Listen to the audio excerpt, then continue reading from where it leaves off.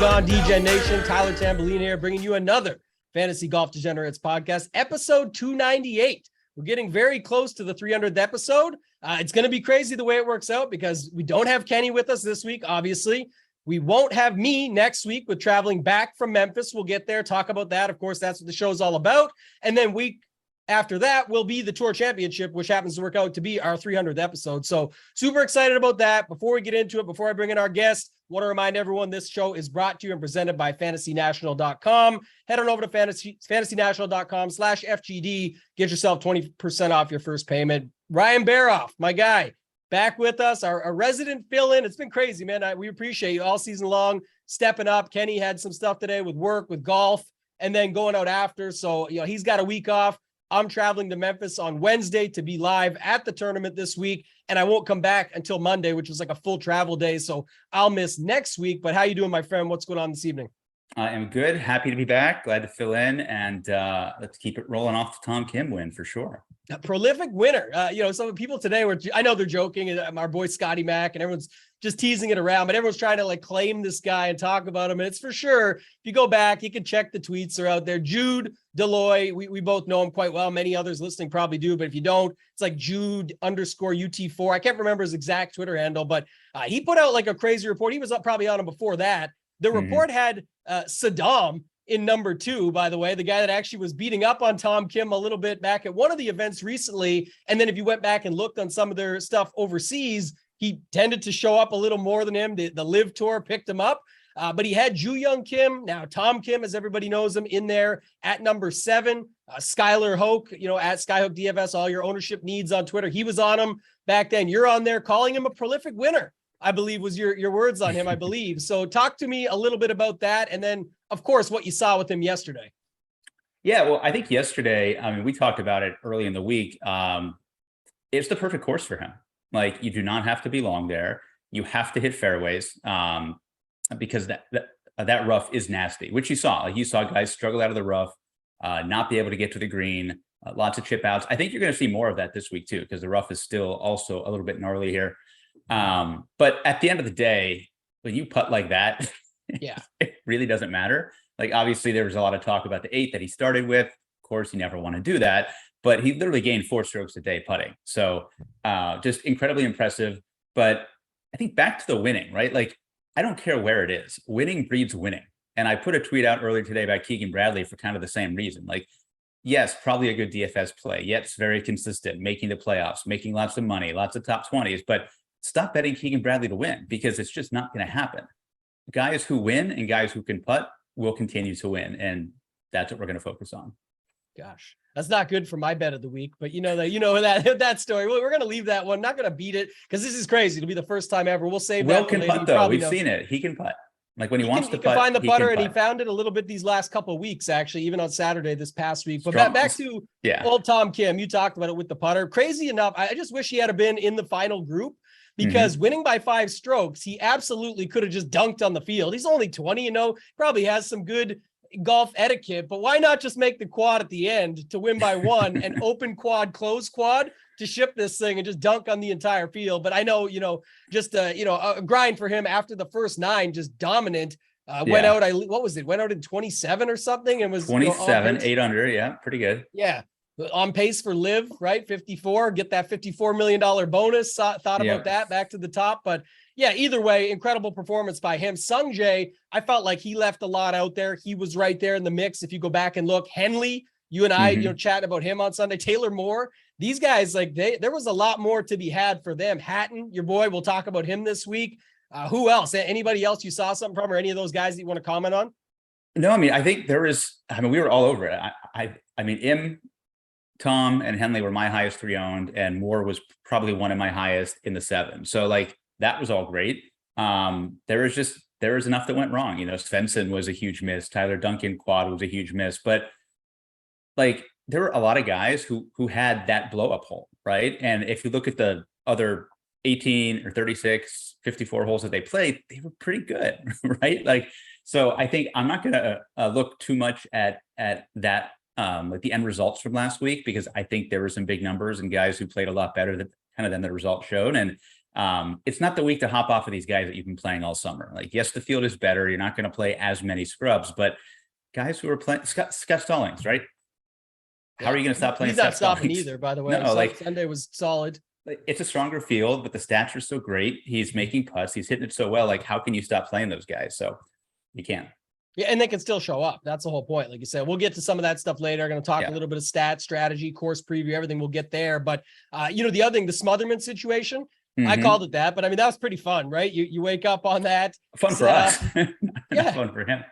Yeah, well, definitely not for him. It hurt him. Funny enough, I posted this little tidbit out there. I just thought it was interesting is because Tom Kim winning got him into the playoffs. They do not add a spot or anything. Like we'll get to, I'm not going to get to this on the show today, but this week we'll get to a point where we find out if these three guys from Live that have appealed it or whatever are going to get in for the playoffs based on really the short turnaround. Maybe is the only reason you end up seeing them in there. But either way, we'll, another day, another pod. But the point was Tom Kim getting in. Bumps one guy out. So like the Justin Lower thing, it's a great story, but even if he had got in, he was bumped out. Matt Wallace ends up getting bumped out. Ricky Fowler becomes the 125th guy to get in. So he ends up getting into the playoffs. I know he's already exempt next season and whatnot, but still, interestingly enough, if Smotherman had made the cut, he probably outdoes Ricky. And it would have likely been Ricky getting pushed to become the bubble boy, which after a tough season for poor old Ricky Fowler, that would have been a sad scene, but at least he gets in the playoffs. We can see if he can do some damage here. Did you have anything else on this past week at the Wyndham that you wanted to talk about? No, I think the cut line was interesting. It really messed up the weekend because a lot of guys got through and then there were a bunch of withdrawals. I was rooting for -1 at the start because I had Buckley, Svensson, and Lowry pretty heavily owned. So I was kind of happy when Smotherman missed, but then Buckley withdraws, Svensson sucks, and Lowry sucks. And I was like, all right, probably cost me a couple thousand instead of helping. But yeah, just kind of one of those weeks. And then the rounds on Sunday just murdered me. Jaeger, Taryn, Brendan Todd, Ches Reavie, Poston, Hatton, just had zero of all of them. Connors, zero of all of them. So the Taryn one killed me because I had some side bets on him because he's playing his 9th week. He's here again. We're going my last cut. Yeah, like my last cut is basically like Hodges and Sig against Jaeger. Fucking Jaeger backdoors the cut at -1 and shoots 62 yesterday. Like it's just terrible. He can do that. I love that guy's game, and I feel like he's still pretty slept on considering. I think last season when the top 25 came through, he was number 1. Right, coming in off. He's a perfect example. He wins on the Korn Ferry Tour, right? He shot a 58, but he wins, and he can do that. So and he can go low. Like a week like last week, I'll just comment on it quick. But like everyone's like, oh, I hope with 5 of 6, there's going to be so many less. With the cut at -2, there's going to be so many less 6 of 6s and 5 of 6s that I'm probably better off with my 5 of 6 and just see if I can climb the board. It's like, I can't even subscribe to that because in a place where guys are putting up 61s and 62s on Sunday, like you still had Saturday to go. Like that to me, I was lost. I get it. Like why people are thinking that, but that's at like tough courses and things like that. Of course, you just got to find your way through and hope it's your 6 that do the job. But Taryn, Eagle with a streak to round things out pretty much. Jaeger, who you talked about, shooting 8 under. Tom Kim with really not even the best back 9, just a couple birdies on there with a bogey, mind you. So it wasn't like he got bogey free, anything like that. But the 27 on the front just crushed it to shoot 61. So I don't know, it just makes it tough, right? But overall, thought a pretty good week. It was a fun watch in the sense that like one of these final events, it wasn't like the same drama as usual. They weren't going to every guy for who needs this for the playoffs and all that. I kind of like that better. Just show me the golf on Sunday. Let me see what these guys are doing to get a sense for them coming into this week. Yeah, I mean, great for us. Like, I don't like, yes, I would have liked to see more of the cut sweat and, I like those stories, kind of how they play out, but it's also really hard to follow because the FedEx point system is so stupid, right? Like it's, if Lauer made that putt, maybe he goes up 2, maybe 4, like we have no idea. Like we knew that it was going to knock him out if he missed. But always helpful when you have an outright ticket. So I was happy to watch.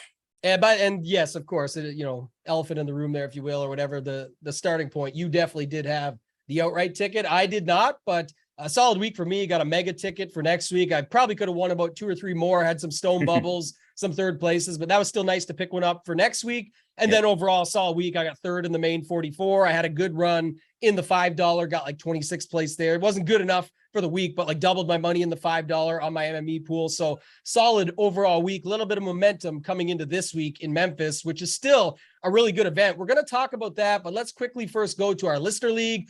Little bit of housekeeping I'll get to, but listener league winner, Baroff, we had Clap 66 with a K. Closer race than usual, 6:15. Our guy Gasboat won, who's been up there plenty of times, came in second and seventh. So shout out to him. Chef Burns, who's won it this season, is already in the TOC, came 10th. But Clap 66, Baroff, I'll read it off to you. Willie Z, we'll talk about him today. He was in there at 10-9.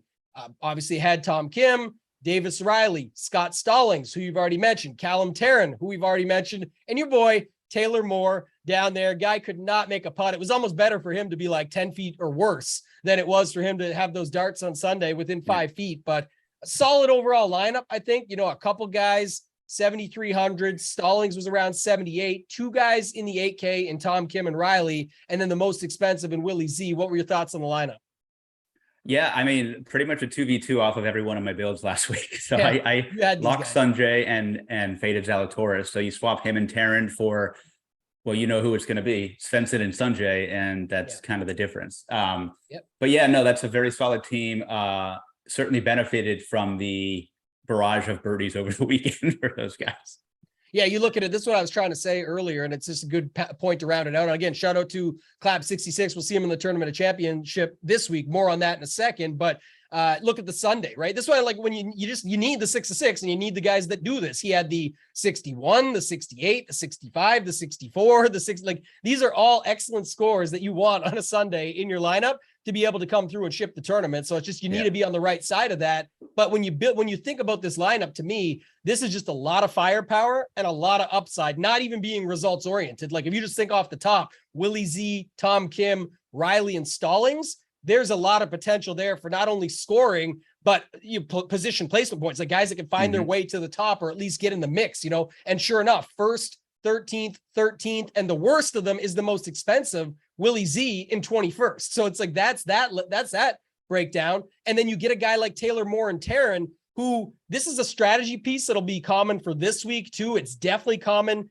in the no cut. It doesn't work for the example, but the idea of looking for the firepower still does. But I guess this is what I was trying to say in Discord today over at RPS. I was talking a little bit about this in the sense that you almost want to risk the 5 of 6 to get the chance at the 6 of 6 with upside versus play the lineup that you think has the better chance at 6 of 6 safety with some of those guys last week. Like you talked me out of some of them, but like Reevy, Laird, who are some of the others, Brendan Todd, all those guys were like, they're Harmon.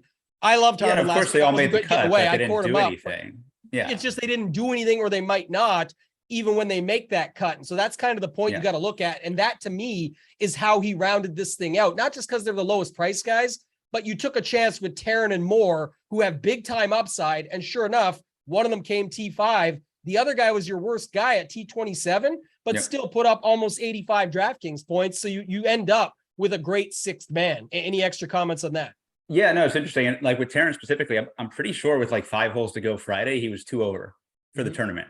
He made like 3 or 4 late birdies and got into 1 under, which we still thought at the time was probably going to miss, right? And then he backdoored in. But yeah, like, I think you just have to, like, you have to adjust each week. I mean, the course, the build, the pricing, like you just named Todd and Reevy, who I thought were 2 of the squarest plays last week.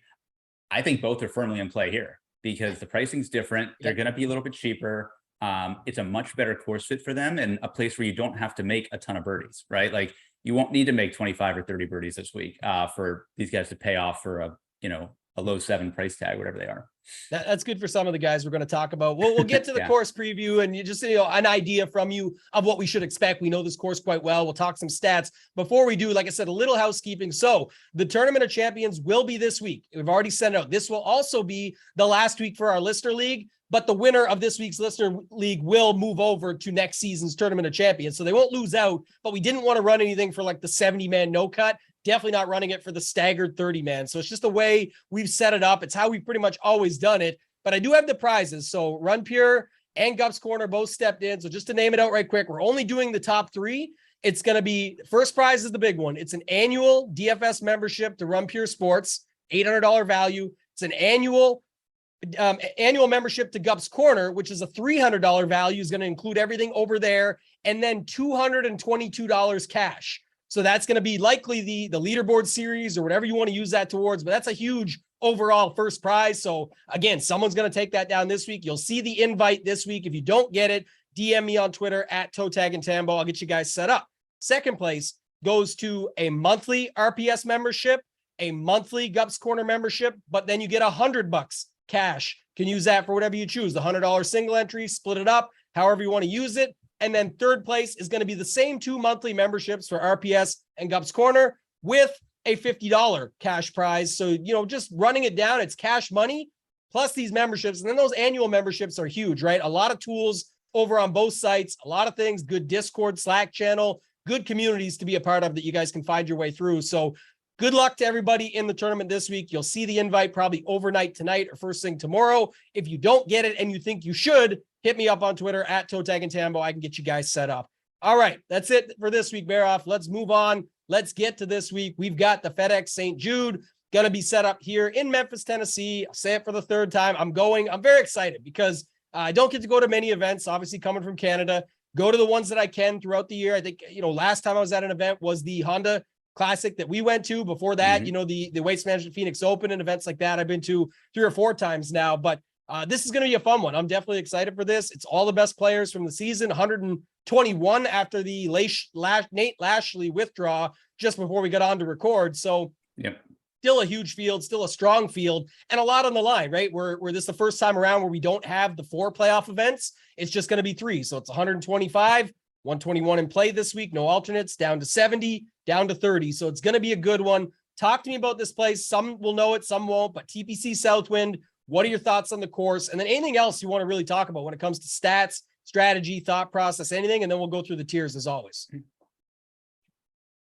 Yeah, I mean, obviously, course we're very familiar with, seen it for many, many years. The last couple have been the stronger World Golf Championship field. So I think you also have to weigh that a little bit. Like you can look back and see guys who have played this course well, but like a bunch of top 10s by Ches Reavie, in crappy fields, probably want to weigh it differently than his tied for 6th in the World Golf Championship here.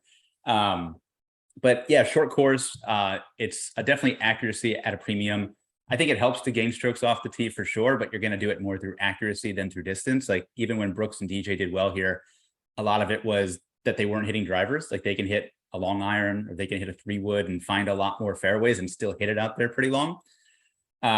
It's just iron play. Like that's just what it is. A lot more long irons probably than kind of we've seen the last couple of weeks. But I think, again, that really kind of narrows the type of player that you're looking for. And like when you have a field like this with so many really good players that are all really good at everything, it helps that there's one area you can focus on. And I think, unfortunately, that plus the pricing is going to put all the money on Justin Thomas this week because he is the elite iron player in the 10K range.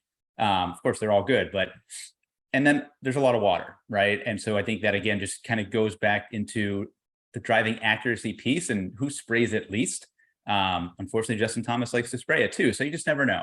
But you have to stay out of the water. You don't want to make big numbers here, but you're just going to have awesome irons all week long. The JT win was stolen from Brooks, correct? Brooks was there. I like to say it was stolen from Tom Lewis, but sure. Oh gosh. I think I remember this one very vividly, and it was like Brooks was right there and then went in the water. JT had a couple of bad shots and got really lucky. He hit the tree and it came down perfect really for him. And then grace, he was good to click it up from there and make it happen. So good for JT. But yes, I think you nailed it. One of the things I'm looking at this week, just a little different. It encapsulates it all the same. But I think just from the obvious standpoint of you need to be in the fairway to hit the greens. The greens are very small here. I think they're like the 4th smallest we've seen on the season. Yeah. The average square footage is around 43 or 4,400, something around that distance, around that size. I think it's 11 holes with water in play where it's actually, a dangerous thing or a dangerous setup. So yeah. I would say this: greens in regulation. You can't be at this course. You can't be on the green if you're not in the fairway. You can't be on the green in regulation if you went into the water. So I think it's just one of those things. It's a unique stat to look at from the sense that it brings everything else that you would want into play. Good tee to green players hit a lot of greens. So it's just little things like that, around the green, the putter have shown not to be as important. So when you think of it from that perspective, I think that's how I'm going to get myself into the mix, have some chances. And again, when you've got a field of this strength, the bigger thing for me is going to be stuff like ownership. And then also what I mentioned a little bit on earlier, I know you and I will differ a little bit on this because you don't mind playing more of those scrubs, and you've got good reasons for the ones you're playing or the builds that you're building. But I do think that the strength of field matters more. And you did mention it there a little bit, like the example of Ches Reavie. Well, he does have good results in WGC versions, or at least once, but then the other ones aren't really in those types of fields. I think that's a lot of it too, right? Again, recent form matters to me from what we've seen lately, but don't forget some of the fields these guys have been doing this in aren't anywhere near what we'll see here. And when you have the cream rise to the top at a course like this, in a strength of field like this, there's only so much room for these guys to fit in. So if you're playing MME, of course, you can expand your pool, mix in some of these guys that have been playing some great golf, and we'll talk about them. I think we've got some great guys down below, especially. So wait till we get down to that 6, low 7K range. But for the top, we'll go right into it, Baroff. We got 7 guys. So I also tweeted this thing because it's interesting, but it's the way it works at these big boy events all season. The last few weeks on DraftKings, we've seen where they almost have went with a new pricing structure, right? Where they've adjusted it. There's only been 8, 9, 7 at one point, 7 guys above 9K. Like, it was completely unique. A lot more guys in the 7s, and then like almost 100 guys down in the 6K range. This week, totally different, right? We start with 122 because it was Fleetwood, Berger, and who's the other guy? There's one more not in. I forget now, but there's Lanto. He's hurt. Yeah, Griffin. Correct. Thank you. And then Lashley goes out. So we're at 121. You've got 7 guys just above 10K this week, and John Rahm is the cheapest of them. So talk to me about this 10K and above range. John Rahm all the way up to Rory McIlroy. What are your first thoughts here? First look for the start of the week. Yeah, I mean, we've never seen Rahm number 7 in pricing. That's pretty obvious. So I think, and he's not going to be popular, which we talked about. I think there's enough. There's a lot of ownership going to Justin Thomas, obviously, with the course history and stats that line up a lot better here. And like, he had a bad trip to Europe, but overall, he just won a major. He's playing pretty well. Yes. He's got kind of the hometown narrative here. He's from Kentucky. He'll feel very comfortable here, everything like that. But yeah, I think Rahm's a very interesting one. Everybody else up here, I think they're all good plays. I feel like Xander is going to get squeezed because he's now at this price because of the wins where we're not used to seeing him. And I think he's due for some regression. Like, you can't keep winning, right? You can't keep playing like that. So he'll probably get squeezed. Normally, I would say that Rory would get squeezed here too as the highest priced guy, but there is so much value that you don't need the extra 200, 300, 400 like you do most weeks. So I think my guesses here would be for ownership would be Justin Thomas number 1, probably Rory number 2, and then probably Scotty Scheffler number 3. And then it always gets a little bit dispersed. Like you said, there will be Rahm people, if you will, that will play him. There will be Xander people that just continue to roll with it regardless of price. So that's where you'll see a little bit more balance. I would say Cam Smith probably comes in pretty low. Like, people will already talk about the fact that he can spray it off the tee. The price is quite the increase, but talking about the regression factor, look what he did at the Open. That was just incredible stuff. When you think about the grand scheme of things, he's done it on different styles of courses. This was all the conversation after he won the Open of what he's capable of, what he can do. But then when you see all these guys around him, just as far as we know and the way ownership looks, you'd think he's the one that's probably one of the lowest in this range. Yeah, and I think the one guy who I have no read on is Patrick Cantlay, because he is playing about as well as anybody and as well as he's ever played, but he doesn't do well here. He's not a Bermuda guy. People don't like playing him when he's priced like this, but he's been in the top 10 every week for the last couple months. So I could see Cantlay at 18 or 20%, and I can see him at 8 or 10%. I really don't know. Very hard to get a read on him early. Like you said, he's a tough one because also a guy that usually, and usually it's at 9,800 or 10K or something, but usually it's the guy that late in the week starts to get the steam when people do you remember who this guy is? He just won the FedEx Cup last year. He's capable, blah, blah, blah. And then he ends up getting some of the ownership mixed in with him. So that is interesting. I think for me, Xander actually, again, whatever happens, but I do actually think he stands out a little bit for me. Like I said, when I look at stuff, we know how good he can be with the driver. We know how good he's been playing ever since that. I kind of like that he's priced up. I didn't actually take that into consideration this morning or in any sort of original look when I'm just going through it, to be that maybe he does get a little bit squeezed because people just decide I'm going to Scotty or Rory there, which I've got no problem with. Like you said, they're all, to me, good plays from Xander up. And then at the bottom, for me, it's Rahm over Thomas, but I'm not changing that because I've been doing that forever. And I don't know, Rahm, maybe being a little bit disrespected this week. Like you said, it's not much to go off of. I saw the Rom slander on Twitter before we hopped on, a little bit more John Hoagie and the fact that, the FedEx Cup points and all that stuff. But man, it's just hard because like, even when he's playing badly, look, he's still playing well, obviously, but like he is still gaining the bulk of his strokes off the tee, right? He's not gaining as many with the irons. He's not gaining around the green. He's not putting well this year. Like I just think the off the tee game is really going to be neutralized here a little bit. But again, he's cheap. He's John Rahm. He's going to be low owned. So yeah. And at 10K, it's hard for me not to. 7th price guy in the field. Like this is, yeah, you can get him with JT and he doesn't have to win, right? Yeah. And that's the other thing too. If you act, I mean, we'll see how it actually shakes out, but with JT going out at 10-2, all that stuff, I think there is going to be ownership there. Like it's the way it works. So I'm okay with it. Let's drop down though. Before we do, I want to ask you something quick. He probably would have been priced in this range anyway, maybe high 8s instead, but Berger, what are your thoughts on him? We chatted a little today, but I just, while we're on here, like he's 78. So he's done. He's gone. Yeah. Like he's over.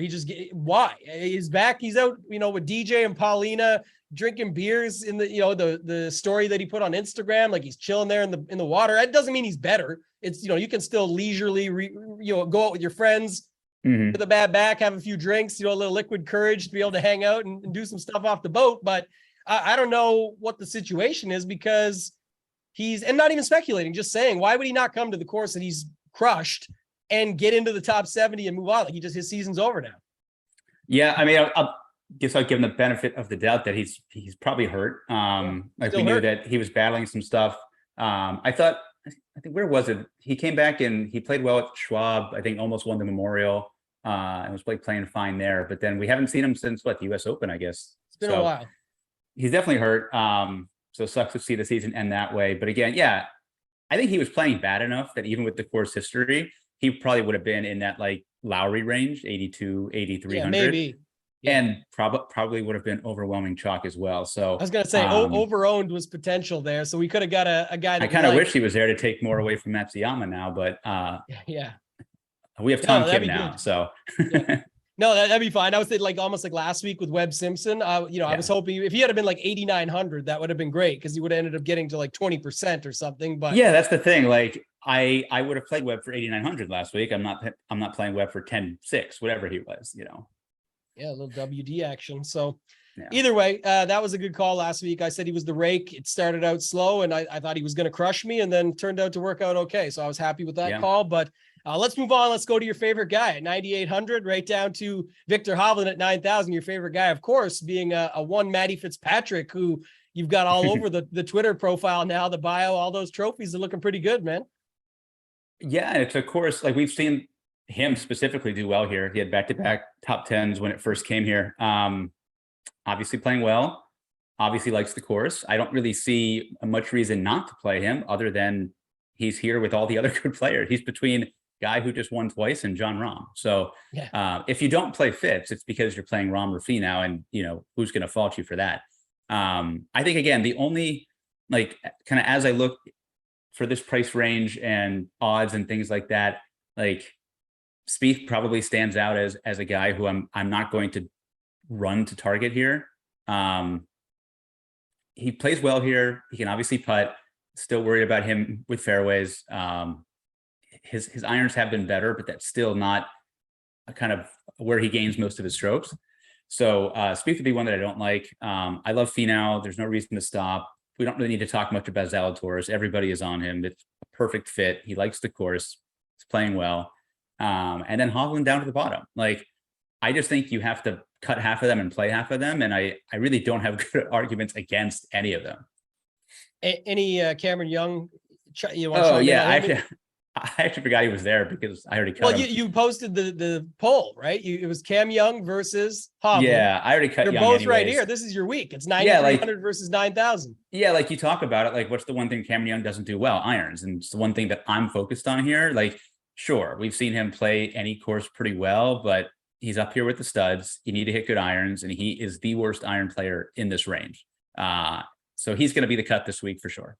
Yeah, I thought so. The Zalatoris piece, just chat real quick on it, because like I said, everyone's on him. But what do you think his ownership gets to at 9,500? Where could you see it? Yeah, first look. I mean, he hasn't been high owned, right? Like, it's not I think people are obviously going to bet him. That's easy to do. You can get multiple guys there, but like they're going to play Finau, right? And they're going to play Hovland. I would say he probably gets to 20%, but like nothing prohibitive. Well, yeah, that's part of the reason I asked, because that's one thing. So Finau coming off the 2 wins, people always still like him. It's 9,700. It's, sort of Best Buy pricing kind of, where he's just underneath the 10K, which makes it so a little bit more reasonable. But then you've got Fitzpatrick and Rahm right above him. We already talked about Rahm, but Fitz will show up in a lot of different things. Fantasy National, he's going to show up. You go to any of the projection sites, he's going to show up. His top 20 odds and his betting odds, he's going to show up. Is there any chance at all? That's why I got to ask it, because like, no one's playing Young, Spieth, or Hovland. No one, you know what I mean, right? Versus the guys above. But do you think there's any chance he gets squeezed at all? Because I think when we get to this upper 8K range, there's a lot of plays there. And if you think people are going to Finau, Fitz, and Rahm, how does Zalatoris get to 20? Just wondering. That's, So that's the thing. Like what we talked earlier, like about the field construction, right? There are so many good players that like ownership is going to be spread, right? Like you may see a spike, like we mentioned with Justin Thomas, because in that specific range, he is not only the best fit, but he is low owned, right? I don't think anybody, like maybe Young, maybe Spieth, maybe Hovland could get to 8 or 9%, but like I think everybody here is still going to be around double digits. Like there's not going to be anybody super low. So as you scroll down and you look at guys who might become more popular, if it's Im or if it's Burns or if it's even Morikawa to an extent, like I still don't think they're going to get to like 20, 22, 25. I think everybody's going to be between 10 and 20. And your ownership decisions are going to have to be made elsewhere. Like when you have a low 7 guy who's massive chalk, right? Like at the bottom for sure. Here, I don't think ownership matters much. Like if Burns is 16 and Morikawa is 18 and Matsuyama is 12, like, okay, maybe I'll take the discount and play Matsuyama, but it's not like you're gaining that much leverage. It's almost like we're friends. We've definitely talked about this plenty of times. Oh, if he's 2% less than him, I'm going to play him instead. Like you're not getting leverage. Like, sure, you get a little bit, but it doesn't say that. It just makes no sense. But I love your call there. That's why I wanted to talk a little bit about it. So again, I guess the point was to make it for everyone watching or listening. Like it is one of those situations, I think, where people are like, oh, Zalatoris is going to be 25%. I'll just fade him because I bet him, or I'll just fade him because everyone's talking about him. But you actually could see it sort of shake out a little more even in here, where if you want to play him, just get enough of him, just get in on the action and actually move forward with him and get different. And I think this is a good point to segue, because you've got Morikawa down to Tom Kim, but just let me do the range real quick. It's not that big. Kawa, Burns, Im, Matsuyama, T2 last year, right? Lowry, Horschel, Neiman, and winner from last week, Tom Kim. There's a lot of love for this range in the names, in the popularity long-term, in some stuff I'm hearing earlier this week. And then of course, the recent form. Yeah. Well, and I think again, that is also what the build is going to look like. I think everybody is going to say, okay, I want to play 2 studs because there's a lot of value, right? But then they start building and they're like, ooh, but I can get Matsuyama, Lowry, and Burns on the same team.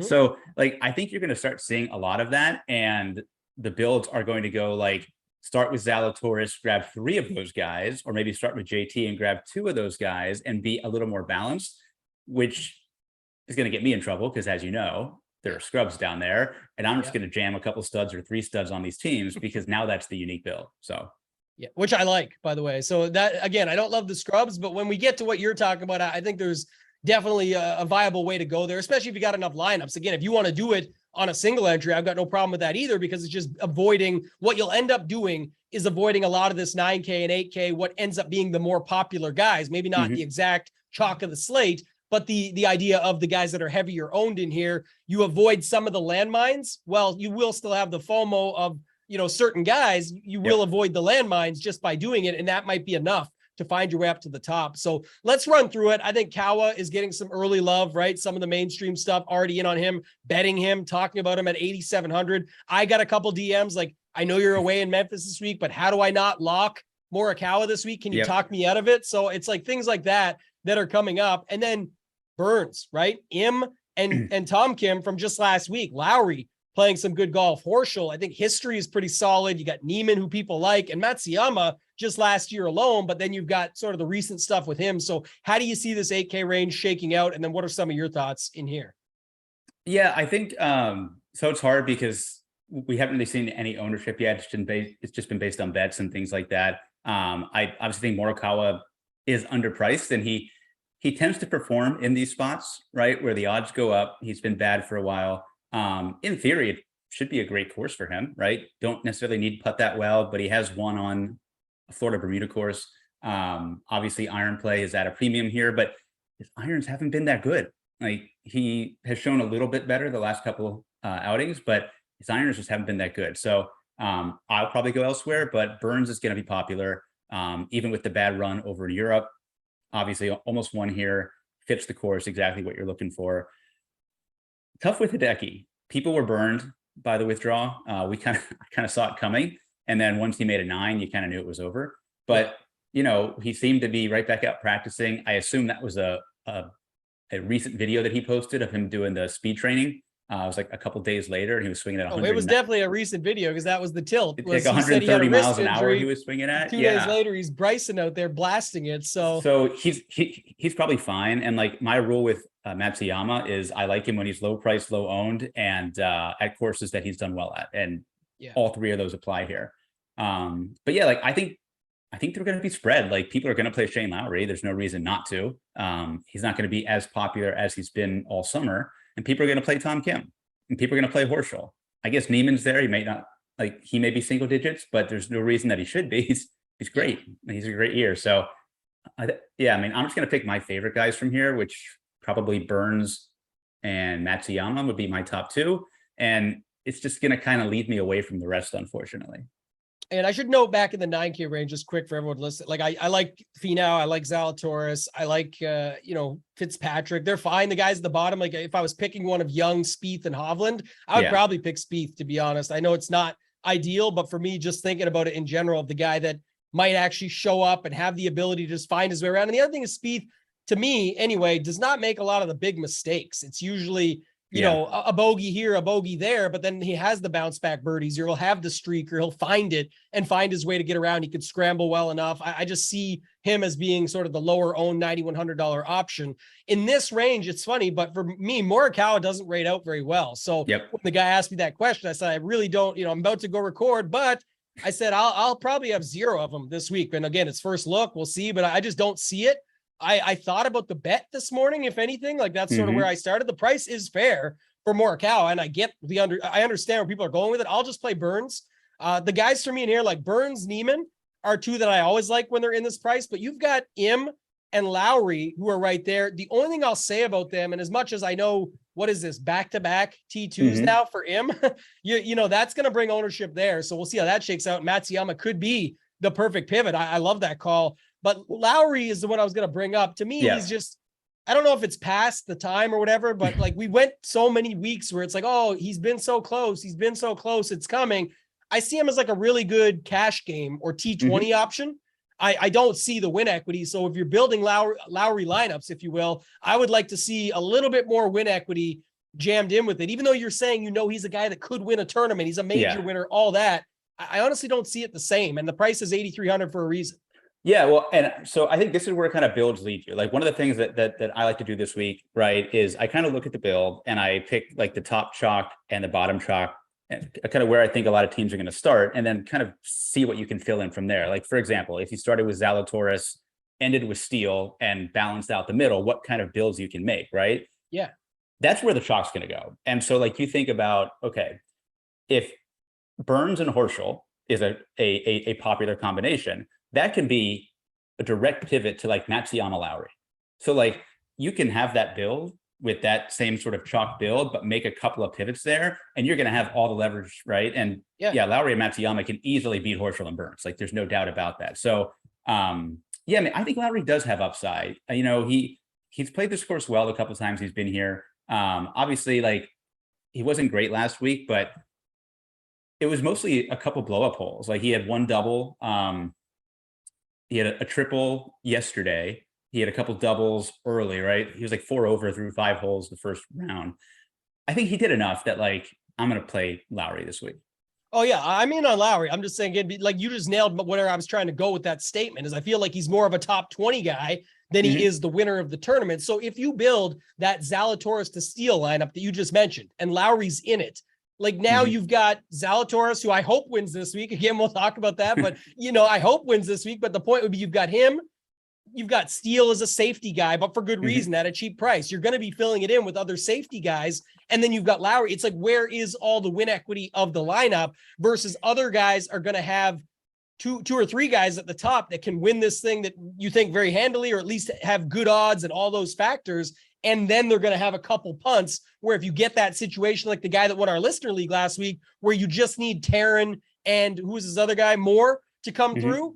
Yeah, maybe they both don't, but it's like one came T5, one came T27, and you end up in a good spot to ship a GPP. So just some thoughts on how I think about things when I'm building them, but we can move on. Like, that's me for this range. I don't mind the other calls that you had there, but Neiman. Yeah. So one last point, and it's specifically for Lowry, but again, with last week, with all the blow up holes, right? There's a lot of guys who you can do this with, you know, looking back and kind of seeing where those holes were. But like with Lowry specifically, I mentioned he made a triple yesterday. He also made one on Saturday, right?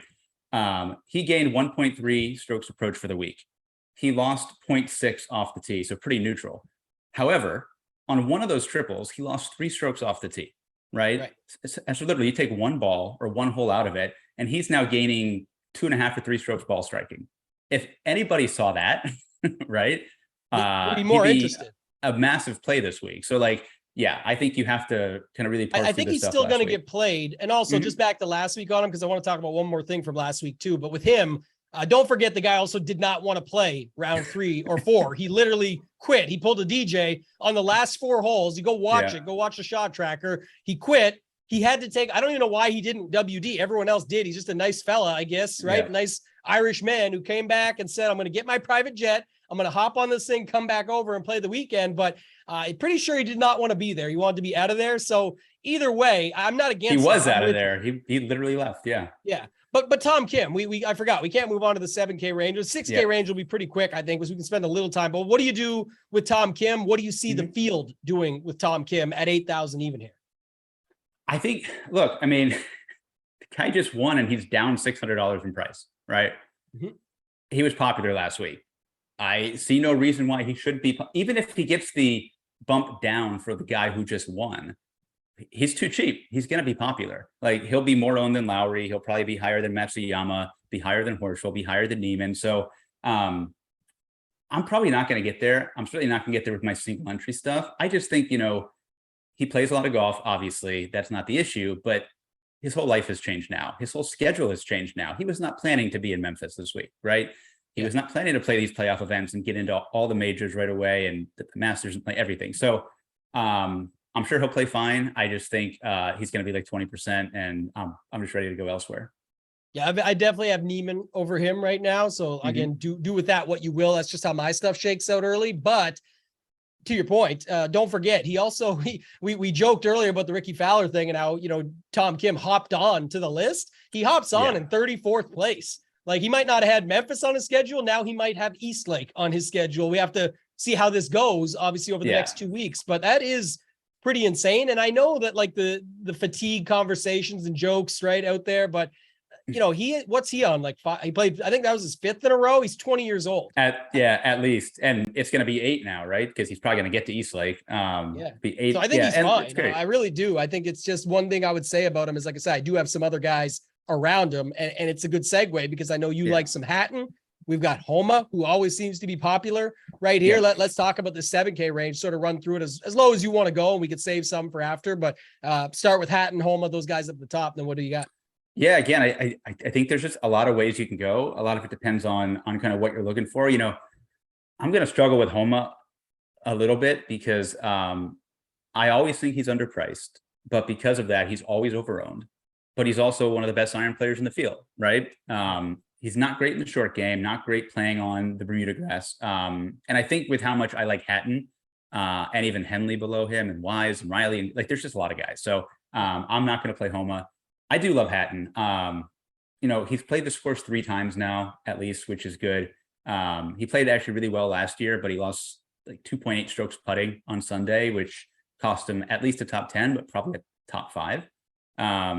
And was really great. Like, we saw over in Europe, he started to kind of find something when not just links golf, but played great last week at the Wyndham, got better every day. I think he shot 64 on Sunday, bogey free. And like was hitting fairways. The iron game was good. Because with Hatton, like, he does everything okay. He's not the most accurate driver. He's an okay putter, but when he plays well, it's the irons, right? And he's now had 3 strong iron weeks in a row. So he's probably one of my favorites there. And I don't think he's going to be that popular. He should be, but like people are going to still play Russell Henley and Wise. Well, he's getting squeezed. I think you got Homa, Henley, Wise, all right Riley, there. Connors right below there. We'll get to Connors. I was just like going to say, so yeah, like there's a ton, like even from the 75 up, like people are going to play Keegan, they're going to play Connors. So like you just look at who that leaves as kind of low owned. I think it leaves Mito, Scott, Bez, Pendrith, Power, Hatton. I think those are your low 5 and the others are the high 5. So I'm going to take my 2 or 3 favorites and go really heavy on them. And for me, it's probably going to be Hatton and it's probably going to be Connors, even though, he's going to be overwhelming chalk. But I think I'm going to just hammer those 2. Do you think Connors is at all a decision? Yeah, I appreciate you did sort of the 7,500 and up there, so that's perfect, or at least 7,600 and up, which is good. But what do you think is the situation with Connors here? Because there's no decision. He's the best value on the board, not even close. Yeah, sorry, let me confirm what the decision might be: to lock Connors or to just So the only reason not to lock Connors is one, there are a lot of other options here, right? And Connors could lose 4 strokes putting, right? Mm-hmm. Like I'm going to be overweight. Like I'll probably, I don't know, have 40% or 35% or something Connors. That's my guess. And maybe fade him in like big single entry stuff. But like that's the only concern with him is okay, he could lose 3 or 4 strokes putting, but his putting's been solid. Like he didn't putt well last week. He didn't putt well at the US Open, but he's gained strokes putting in like 6 of the last 9 events. So he's doing okay. And the ball striking is back. So this week also, unfortunately, did not get my seat through to this final 40. I got to round 2 in it, but the Fantasy Golf World Championship is going on. Over under 60%, Corey Connors in the final 40. Final 40s, that's 24 teams. I'm gonna say under, but barely. I think he'll be like 45 or 50. Yeah. And thinking of it too, I was just in my head, like some guys said, this is the benefit of the guys that got the 5, like, Peter Gibbons has 5 seats. McLovin has 5 seats. Certain guys have 3 or 2. Like this is where they can easily do that. So I think that's where you'll see it maybe come in slightly under. I think it's a good line, but just in sense of, most people are just going to play him and move on. He's 7,600. He's the same price as, Pendrith, who, Pendrith's playing some great golf. Don't get me wrong, but little Canadian on Canadian violence. I can do that being Canadian, but it is crazy when you think about the price tag of what you usually see Connors at and recently. And then the thing you mentioned it, Connors could lose 4 strokes with the putter. Sure. What about Sunday? We talked about Hatton's nice round, 6 under, bogey free. Connors was great. Connors 4 under, 1 bogey only, and lost almost 2 with the putter. Like and here it's definitely not as important. So if the ball striking shows up like it usually does, man, this guy, it's just going to be tough to see. He hit 1 drive into the water on Friday. If you take that drive out, he gains approach and off the tee every round in both categories and got better ball striking every single day throughout the week. Like you talk about a trend in what you want to look for. Like, I think that's it. And here the greens are much flatter.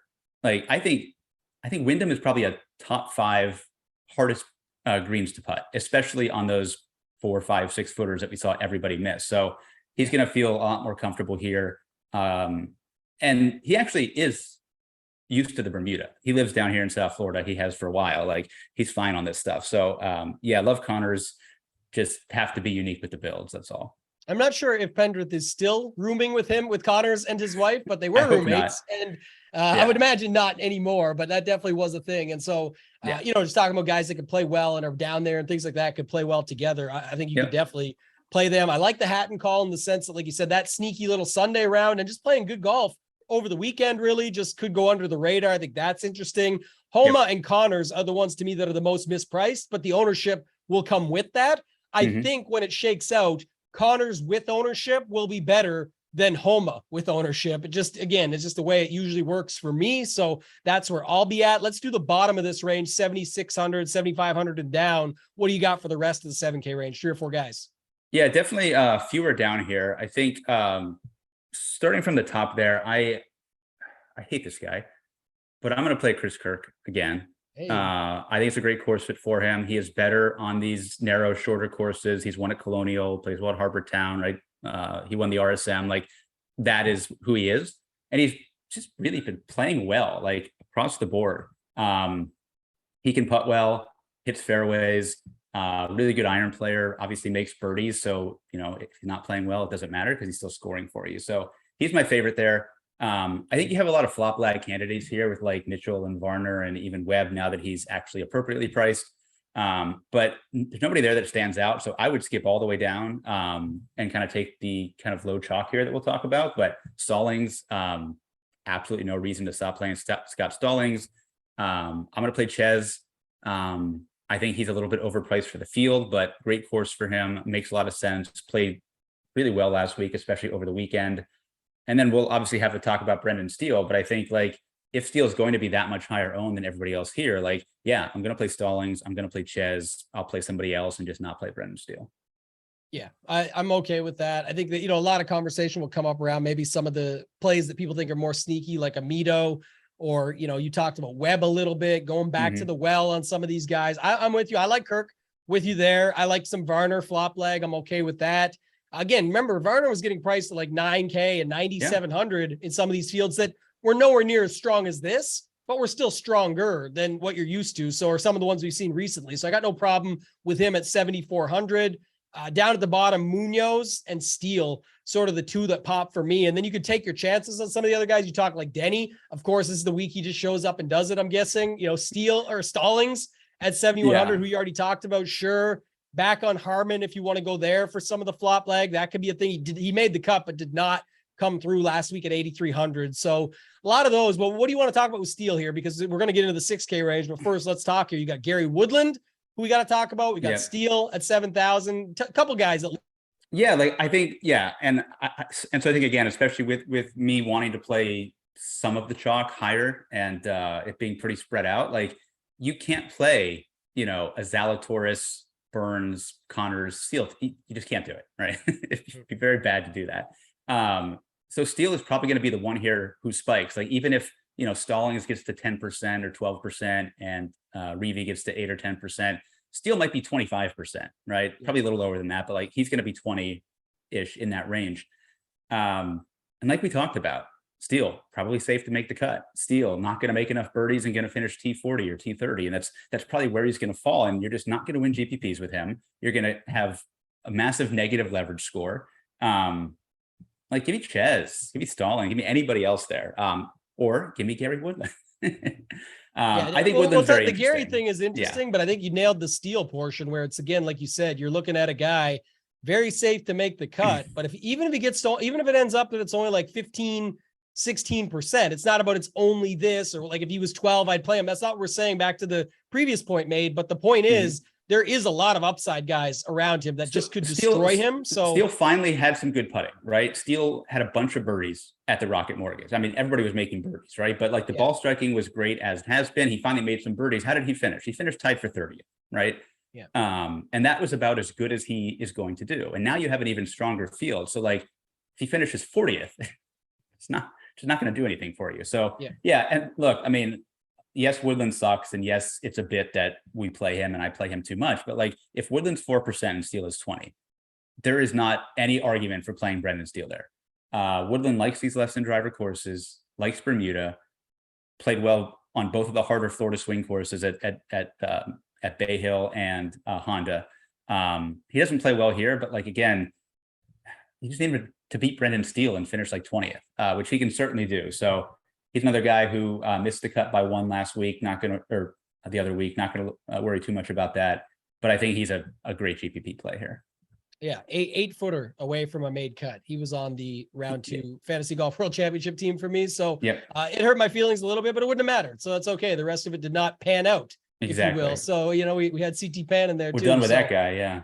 Yeah. Let's talk about the 6K range then. I'm with you on that conversation around the bottom of the 7K guys, but looking for a little more upside maybe than Steele, to your point. 6K range, just run the whole range. Who are some of the guys that stand out? Talk about the ones that you want to, and then I'll name mine before we get out of here. Yeah. So, I mean, there's a lot. And I think I mentioned this at the top, play the guys that have been good, right? Like right to Taylor Moore at 6,800. There's no reason not to. If you're looking at form, iron play, I think you go back to Tom Hoagie. I think he makes a lot of sense. We mentioned Troy Merritt, who seems to have found something, and if he finds a putter, he's going to be there. The ball striking is great. He did have a runner up here. It was a long, long time ago, but he clearly can putt these greens. So I think he's a very interesting one. And then just kind of going way down, there's a lot of guys here that we can play, but I'm actually going to work Lucas Glover into the build intentionally. I think it's a great course for him. He's done well on these sort of tracks where ball striking is a premium and you kind of have the flatter Bermuda greens. And he got better kind of last week. He had a 66 on Friday, played well over the weekend, minus, 1 or 2 shots. But he needs a good week. Like, he has really underperformed this year. He actually started off pretty good, but like the last few months have been really bad. So he needs to get some points. I think he'll gain some confidence from last week. The irons play is starting to come back. So, and last week's greens are so much harder than these ones. So I'm going to play some Glover. Yeah, I like the Lucas Glover call. I think, again, like I said, at the price he's at, and again, another sneaky one over the weekend that just not as many people will probably lean into. So I think he's good, but we're going to definitely get to that. The other guy here I was going to say is Matthew Neesmith. I've been playing him, and I know last week it was like 7,200 or whatever, and it wasn't the best. And we talk about the upside factor, but I don't know, like at this price, and you see some of the stuff like 3rd at Valspar, 12th at the RBC Heritage, 19th at the Travelers. He can show enough for that price. 25th at the Honda, which you talked about earlier, right? Being a spot that you could go up against. So at the price, I've got at least a little bit of interest. He does hit a lot more greens. I talked about that earlier. I like the Merritt call. I think some of the other guys from up above, like, I'll take a chance on an upside guy. This is, 6,900, but Wyndham Clark, probably not the best course fit. But if you just think, like I said, in general, at 6,900, trying to find some upside, I think you could see him spike. We've seen that other. Go ahead. No, I always play Wyndham Clark. I'm always way overweight on him. I'm definitely worried about the accuracy off the tee here and him finding all the water. Yeah, that's the only problem that you're going to run into, right? That's what I'm saying. Like, that's where, again, I'm willing to risk the 5 of 6 on the fact that if he gets through, what you could find with the 6 of 6. And the other thing there too is, like, you mentioned Taylor Moore, and he's playing incredible right now. But the point is, what if, and it's probably better to go down like a Merritt, or actually going back to a Streelman would probably be better. But my point would be, like, if you find some of these guys here that could just beat the other guy, maybe Moore has an off week or something like that because he's been playing in these weaker fields. Johnny Vegas, again, don't expect much, but at 6,600, Luke List, 6,500, a ball striker that, you could see the upside. Made a playoff against Justin Thomas way back in the day at the Honda. You could use that if you want to keep going on that angle. There's just not a lot that I love down here versus I know you're more comfortable with it. I like the Glover call, but really for me, just not that much. Yeah, and Moore I think the issue with Moore, right, is we saw how many putts he missed and still how many birdies he was able to make, right? So, like, if I'm gonna be dipping into the 6s, I want form, but I want birdie makers, right? And yes, that gives me worry with Glover because he can't putt, but, like, yeah, Spawn is a perfect example, right? Spawn gained 1.3 strokes off the tee last week. He was, like, hitting every fairway. If he does that again, like, the irons are not going to be that bad, and, like, that's a guy who can make birdies. And then, like you mentioned, Luke List, like, probably have to play him at the price, but, like, he's going to lose 2.5 strokes putting. We're going to tilt it, and it's going to be terrible. Yeah, that is true. But like you said, those are the guys. Like, if you think about some of them that you mentioned, like Moore, Merritt, who's some of the other ones there that you were just. What about Taryn is down there? You talk about birdie makers. He's at 6,600. Like, I don't know. This guy continues to crush me. It's just time to retire. You could see him again be overwhelming chalk because, like, the price is bad, for a guy that makes that many birdies. He had a couple I don't think he'll be as popular. People will still play him though, but List 6,500. I'm okay with Neesmith. I mean, there is other guys there, but like I said, you can take your chance. Patrick Rogers, again, JJ Spawn, who you just talked about. At least with these guys, you could have the miscut and it just could go bad. But if they come through, I definitely feel better about them than some of the other guys that are down here. Yeah, for sure. So again, you don't need to come down here, right? There's plenty of value in the 7s that you don't need to. But if you do, I mean, do it for upside and birdie making. Don't come down here and let me just see.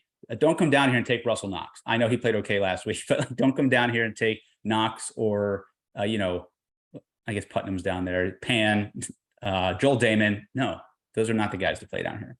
Yeah, take the risk. And I know it's not safe and it doesn't feel good, but that, be comfortable being uncomfortable. And that's how you find your way to the top, because one of these guys break through for you and have a big weekend. So, all right, that's going to do it, Baroff. You know how we got to do this at the end before we do the bets. Let's do the guess the cash game cornerstones. We got no Kenny.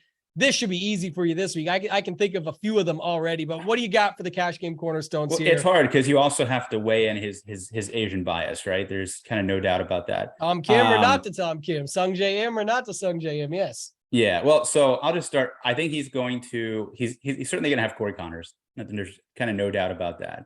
Yes. As should everybody. I feel like he's going to want to keep playing Tom Kim. So I will throw him in there. I think he goes with Tom though off the win, or Sung J off both T2s.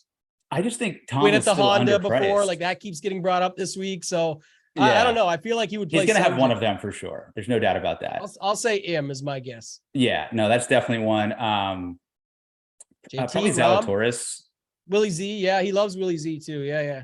And I don't know who he likes to play at the top. I know that Kenny's gotten more aggressive in cash, like where he tends to punt one and then play one higher. So I'll say that he'll consider Justin Thomas, but I don't know that he'll land there. Let me do a quick live run. Just looking at it. We got, who cares? Season's almost over. We're spending some time on Justin Thomas. What do we say? JT. I'll go Sung J, and then we'll see if it's him or Tom Kim. But let's see it. Willie Z, and then of course Corey Connors. Yeah. And that leaves you 7,100 per guy. We won't give out a full lineup here, but obviously you could play Steele no problem and then round it out. If you take Sung J down to Tom Kim, you can really do a lot. Like you could play Steele and a bunch of guys that are going to be popular. So that says it's going to be Tom Kim if you look at it. So we'll say JT, Willie Z, Tom Kim, and Corey Connors. And it's actually not that bad. Besides, you're getting ownership that comes with it. No, you don't even need to drop to the sixes, right? Right. You don't, like you can, but you definitely don't need to.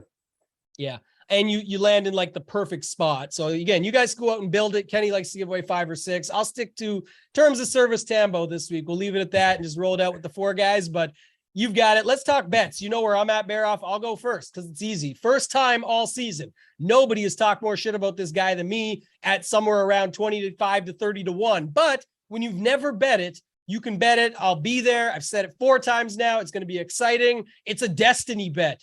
Baroff. It's Will Zalatoris. I got him 28 to 1, 1/5 each way with 8 places. So it's the only bet I've made this week on the PGA Tour. There's other bets out there, but 8 places. My guy Willie Z, while I'm there live, gets his first W in a playoff event. Even the Tom Kim motivation. So a couple things right quick. I will, since I'm not naming all my other bets. I don't have any. Tom Kim motivation factor. Remember, Tom Kim was Willie Z situation last year, and Tom Kim got the job done. Willie couldn't, so Willie had to wait and come back. So Tom Kim motivation, new caddy narrative. Got the new caddy on the bag. By the way, first round with the new caddy, gained 2 strokes putting on Saturday. Yeah. Just found it. I know you don't need that here, which is fine, but I'm just saying it's not a bad thing for our guy Willie. And then just like you said, everything else that goes with how good he looks for the course, the setup, everything. I'm putting my blinders on. I don't care who bets it with me. It's everyone that bet it, and that's fine. Everybody, yeah. But I've said it for a long time. People know this. I said it'd be last week or this. I did not pull the trigger. I was not betting 18 to 1 last week. It was a joke. Talked about it. But I said this is the week I'm going to wait for. Hopefully we get 28.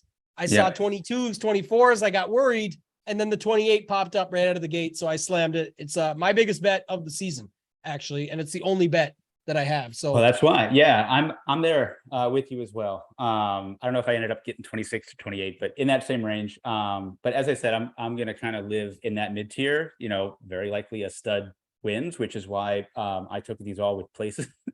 But I have Hovland at 40 to 1. I have Burns at 40 to 1. That one's actually win only. That was DraftKings. So Burns, Hovland. I have Matsuyama at 50 to 1 with places, and I have Hatton at 55.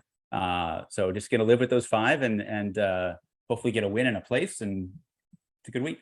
Such a good card, to be honest. Like if I wanted to go all of it, but I've got to commit to the bit as well, where I also said the reason he was such a loser bet in the 20s and 30s was that everybody else put 6 guys on their card with him. So when he wins, your card is cut down to your 6 to 1. Some live bullets, right? You may want to add something after Thursday. Maybe or Friday, I will if he actually completely disappoints me on day 1. I probably should bet him first round leader, thinking about this out loud here, but I'll do that after. I'll have first round leader bets in the Run Pure Sports Discord. Baroff, I appreciate you doing this, man. As always, let the people know where they can find you. You've been getting active on Twitter lately again for some time now, but I personally love it. I know everybody else does too when you're actually on there and interacting. So it's good to see you out there, man. Let the people know. Yeah, no, it's been busy. Things are quieting down now, which is nice. Now that golf is winding down and I have no football thoughts, I won't have to tweet anymore. But I've been on Twitter. DMs are open. Wiley and I will hopefully resume the pod in the fall. I know that he's been tied up with stuff at home with the Kentucky flooding and all of those things that he has going on. So we'll be back. And I'm actually, as we talked about, super pumped about the fall swing because we have a lot of names coming and it's always a very fun time for betting. Fall swing events, Corn Ferry Tour finals. We'll get Euro guys coming over, right? Like it's just a lot happening. And then you have football. So yeah. What was that handle on Twitter one time? Baroff 427. Yeah, that's what it is. I always forget, and I mix it up because I think your DK name is slightly different, but it's kind of like that. Yeah, so RB. We've got yeah, it. Exactly. Yeah, follow Baroff anyway. And like last week just crushed, puts the card out free for everybody, and that just dominated. I know it wasn't exactly what you wanted, but the win was great on the PGA side. On the Euro side, could have been a little bit more there, but Simi, still came through with the nice place, T2, I believe it was. So yeah, solid week. Henley, top 5 you had as well. I do remember that. So solid over there. You guys know where to find me on Twitter at Toe-Tag and Tambo. Add me up there. Again, I'll put out my tidbits like always. Might come out Tuesday night this week. Like I said, I got to travel on Wednesday. So it'll be, 10 or 11 when the season's winding out. Not as many people on there putting out their articles or doing as much with their stuff.